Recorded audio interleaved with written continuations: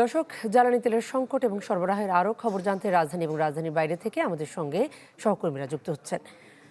শুরুতেই যাচ্ছি মাহবুবের কাছে। তেজগাঁও একটা ফিলিং স্টেশনে আপনি আছেন। মাহবুব, অনেকেই অভিযোগ করছেন যে কাল রাত থেকে অপেক্ষা করেও সকালেও তেল পাননি। তেজগাঁর চিত্রটি কেমন একটু জানতে চাই।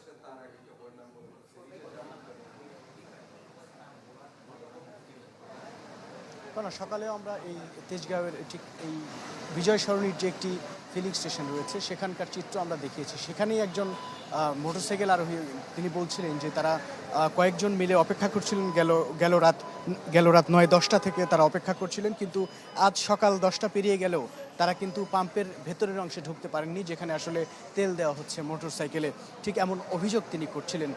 এবং আজকে আমরা সারাদিন 4 থেকে 5টি ফিলিং স্টেশনে আমরা গিয়েছি এবং মোটা দাগে বলতে গেলে সবগুলো ফিলিং স্টেশনের তেল নিতে আসা যেসব গ্রাহক ছিল তাদের একই রকম অভিযোগ ছিল এবং তারা বেশ বিরক্তি প্রকাশ করছেন এটি নিয়ে। কারণ তারা বলছেন যে শুধু মোটরসাইকেলে তেল নেওয়ার জন্য যদি তাদের 8 থেকে 10 কর্মঘণ্টা অথবা তারও অধিক সময় যদি চলে যায়, তাহলে তাদের সারাদিনের যেই কর্মচাঞ্চল্য, যে কর্মযোগ্য, সেটি কিন্তু সমস্যার সম্মুখীন হয়, এটি তারা বলছিলেন। এবং অনেকের সাথে আমরা কথা বলেছি, এই বিরাজমান যে যুদ্ধ পরিস্থিতি মধ্যপ্রাচ্যে, এটি আসলে বৈশ্বিক সংকট হিসেবেই তারা দেখছেন এবং এটি সমস্যা সমাধানের জন্য তারা মনে করছেন যে কূটনৈতিকভাবে সমস্যা সমাধানের মধ্য দিয়ে এই তেল পরিবহনের যে রুট রয়েছে, আন্তর্জাতিক রুট, সেই রুটের ক্লিয়ারেন্স নিয়ে আসা সম্ভব হলেই আর কি আসলে এই জ্বালানি তেলের যে সমস্যা দেখা দিয়েছে এই সমস্যার আসলে সমাধান করা সম্ভব বলে অধিকাংশ নাগরিকরাই আসলে মনে করেন, এমনটাই তারা মনে করেন। এবং আজকে আমরা দেখলাম যে গণমাধ্যমের একটি খবরে আমরা দেখতে পেয়েছি যে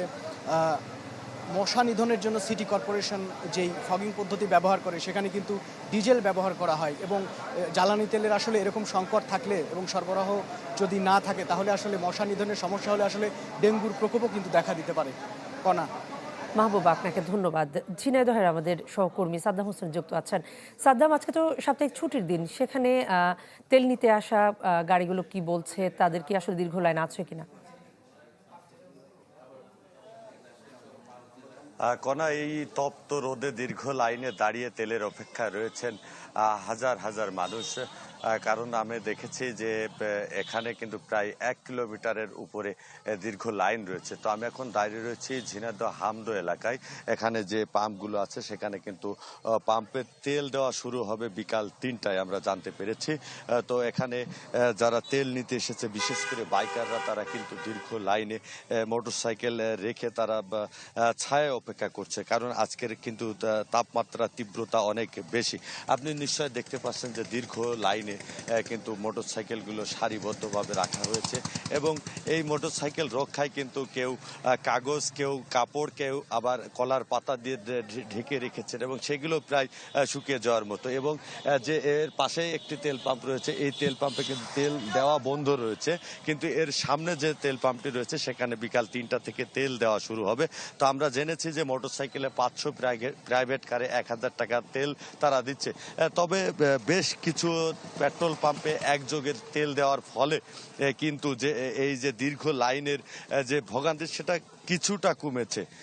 তবে তেলের যে সংকট বলা হচ্ছে, আসলে মানুষের যে তেলের যে সংকট, সেই সংকট কিন্তু খুব বেশি নেই বলে আমরা জানতে পেরেছি। এর কারণ হচ্ছে যে আসলে যে প্রয়োজনের তুলনায় বিশেষ করে বাইকাররা কিন্তু তেল বেশি নিচ্ছে। তবে আগের তুলনায় কিন্তু এই যে দীর্ঘ লাইন সেটি কমে এসেছে। তো আশা করা যাচ্ছে আর হয়তো বা এইভাবে চলতে থাকলে বা তেলের যে পাম্পগুলো আছে তারা নিয়মিত তেল দিলে হয়তো এই সংকটটা কিছুটা কমে আসবে। তো আমার কাছে সাদ্দাম, এই ছিল আপনাকে ধন্যবাদ। শুভ ঘোষ আমাদের সঙ্গে যুক্ত আছেন মুন্সিগঞ্জ থেকে। আপনার কাছে জানতে চাই, সাদ্দামটি যেমনটি বলছিলেন যে সেখানে তেলের সংকট কিছুটা কমে এসেছে ঝিনাইদহে, মুন্সিগঞ্জের পরিস্থিতি কি? কি বুঝলেন ভাই? অনলি যেটাই চাই।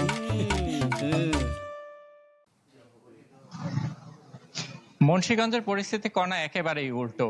গত বুধবার থেকে কিন্তু তেলের সরবরাহ বন্ধ থাকায় গত 2 থেকে 3 দিন ধরে কিন্তু মুন্সিগঞ্জের অধিকাংশ পেট্রোল পাম্প বন্ধ রয়েছে। আমরা খোঁজ নিয়ে যেটি জেনেছি, মুন্সিগঞ্জের 14টি পেট্রোল পাম্পের মধ্যে কিন্তু 9টি পেট্রোল পাম্প গত বুধবার সকাল থেকে বন্ধ রয়েছে। এছাড়া বাকি আরো 3টি পেট্রোল পাম্প কিন্তু বৃহস্পতিবার রাত 8টা থেকে বন্ধ রয়েছে। আমরা এখন যে পেট্রোল পাম্পটিতে রয়েছে এটি মুন্সিগঞ্জ সদরের পূর্ণিমা ফিলিং স্টেশন। এখানকার পাম্প সংশ্লিষ্টরা বলছে বলছেন যে গত বুধবার বিকেল 4টা থেকেই আসলে তাদের এখানে তেলের সরবরাহ শেষ হয়ে যাওয়ায় এই পেট্রোল পাম্পটি গত দুদিন ধরে বন্ধ রয়েছে। এবং পেট্রোল পাম্প মালিকদের সাথে আমরা কথা বলেছি, তারা বলছে যে জ্বালানি তেলের যে সরবরাহ সংকট, এই সংকটের কারণে কিছু কিছু 2 থেকে 3টি পেট্রোল পাম্পে সীমিত পরিসরে ডিজেল দেয়া হচ্ছে, তবে অকটেন এবং পেট্রোল না থাকায় কিন্তু সেই পাম্পগুলোতে অকটেন কিংবা পেট্রোল নেই।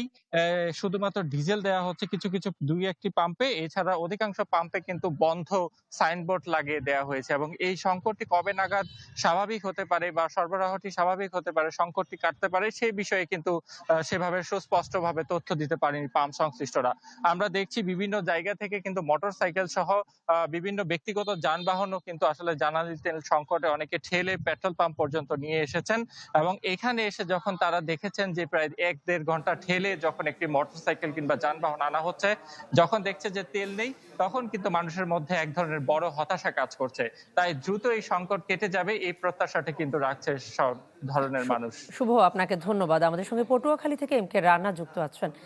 রানা, পটুয়াখালী চিত্রটা একটু জানতে চাই। আপনার পেছনে আমি দীর্ঘ লাইন দেখতে পাচ্ছি বাইকের, জানাবেন পরিস্থিতি। হ্যাঁ, এখন সারা দেশের মতো পটুয়াখালীতেও আসলে মোটরসাইকেলের দীর্ঘ যে লাইন, সেটি কিন্তু কোনোভাবেই যেন কমছে না। এর কারণ হিসেবে কথা বলেছিলাম মোটরসাইকেল চালক যারা রয়েছেন তাদের সঙ্গে। তারা বারবার বলছিলেন যে জেলা পর্যায়ের তেলের সরবরাহ থাকলে উপজেলা পর্যায়ে কিন্তু তেলের সরবরাহ নেই। ফলে কিন্তু উপজেলা থেকেই তারা জেলা যে পাম্পগুলো রয়েছে সেই পাম্পে এসে তাদের তেল নিতে হচ্ছে। ফলে যে তাদের যে দীর্ঘ লাইন, সেটি কিন্তু কমছে না। এছাড়া সব থেকে বেশি কিন্তু ভোগান্তি রয়েছে যে প্রান্তিক পর্যায়ে চরাঞ্চলের যে কৃষক রয়েছে, তাদের মাঝে কিন্তু আসলে ডিজেল, যে তাদের যে সেচ পাম্প চালানোর যে মূল শক্তি ডিজেল, সেই ডিজেল সংকটে কিন্তু তাদের যে কৃষিতে তরমুজ কিংবা যে বোরো ধানের যে সেচ, সেই সেচটা তারা দিতে পারছেন না।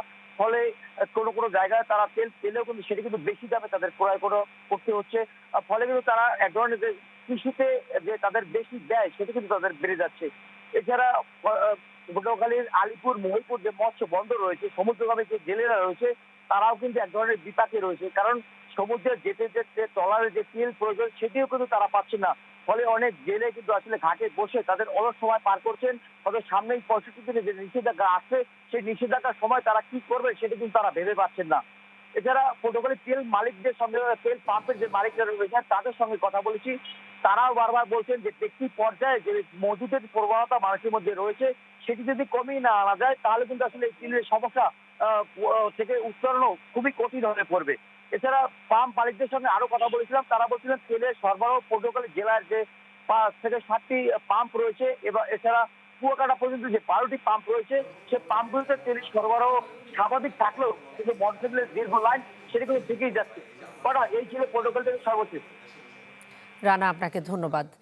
আমাদের সহকর্মীরা রাজধানী এবং রাজধানীর বাইরে থেকে যুক্ত হয়ে জানাচ্ছিলেন জ্বালানি সংকটের সবশেষ খবর।